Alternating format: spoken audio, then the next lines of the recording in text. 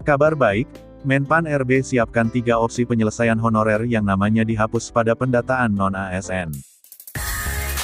Sebelum Anda lanjut menonton video ini, jangan lupa like dan subscribe channel ini. Opsi penyelesaian honorer, permasalahan tenaga honorer atau non-ASN yang tidak masuk dalam database BKN karena jabatannya tidak sesuai ketentuan pendataan non-ASN 2022 kini mulai menemukan titik terang. Hal itu sesuai dengan apa yang disampaikan oleh Abdullah Azwar Anas selaku Menteri Pendayagunaan Aparatur Negara dan Reformasi Birokrasi, Menpan RB. Dalam hal ini pemerintah melalui Kemenpan RB masih memikirkan opsi terbaik dalam menentukan nasib tenaga honorer. Mengingat sampai saat ini pendataan non-ASN atau tenaga honorer masih dilakukan dan masih ada tahapan-tahapan berikutnya. Pada tanggal 5 Oktober tahun 2022 lalu, Badan Kepegawaian Negara (BKN) telah mengeluarkan hasil pendataan non-ASN tahap prafinalisasi tahun 2022. Hingga kini proses pendataan itu terus dilakukan. Adapun tujuan dari pendataan non-ASN ini adalah untuk memetakan dan mengetahui jumlahnya tenaga honorer yang tersebar di seluruh Indonesia. Namun, pendataan tersebut bukan untuk mengangkat tenaga honorer menjadi aparatur sipil negara (ASN) tanpa melewati proses seleksi. Selain itu, per tanggal 3 Oktober tahun 2022 lalu, BKN sudah memiliki hasil pendataan non-ASN setelah dilakukan rekapitulasi. Jumlahnya yaitu 2.215.542. Dari total jumlah ini, 335.639 dari instansi pusat dan 1.879.903 dari instansi daerah. Jumlah itu diperoleh dari instansi pemerintah yang ikut dalam pendataan tenaga honorer sebanyak 590 instansi, yang terbagi menjadi 66 instansi pusat dan 524 instansi daerah. BKN melalui akun Twitter resminya, @bkngoid, mempublikasikan instansi-instansi pemerintah dengan jumlah tenaga non-ASN atau honorer terbanyak. Kementerian Agama menjadi kementerian yang paling banyak memiliki tenaga honorer.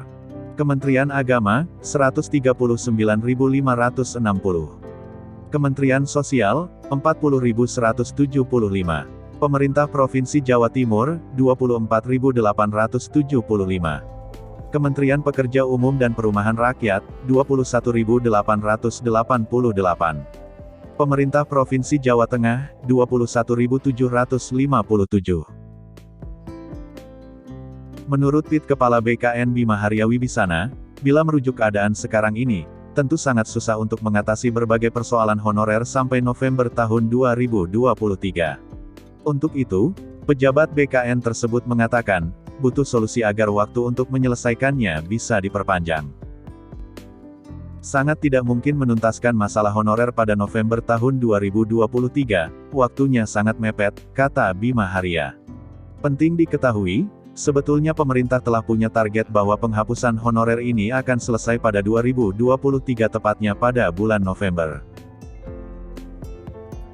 Hal itu didasarkan amanat yang terkandung dalam PP Nomor 49 Tahun 2018 tentang Manajemen Pegawai Pemerintah dengan Perjanjian Kerja P3K.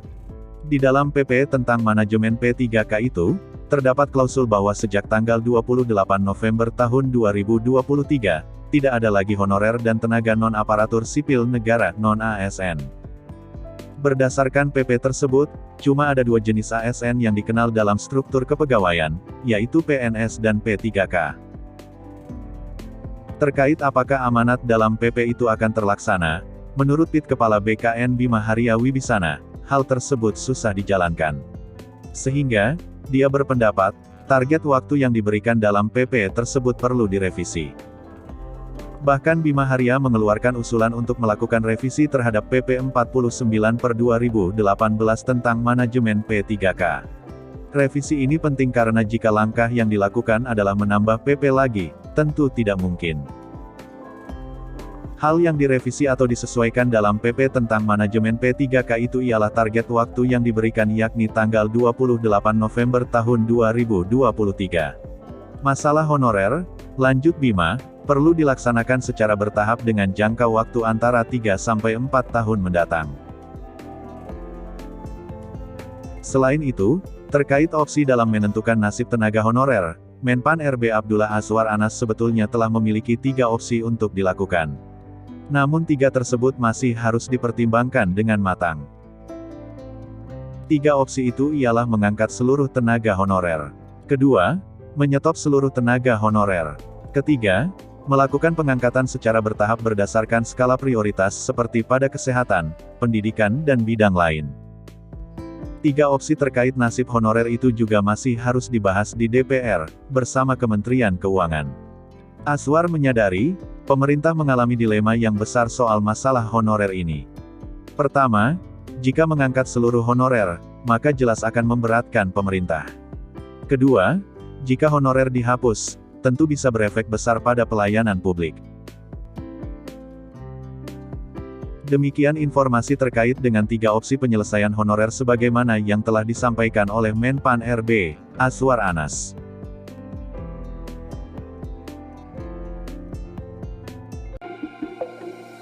Demikian informasi yang dapat kami bagikan, semoga bermanfaat. Jangan lupa like dan subscribe ya. Terima kasih.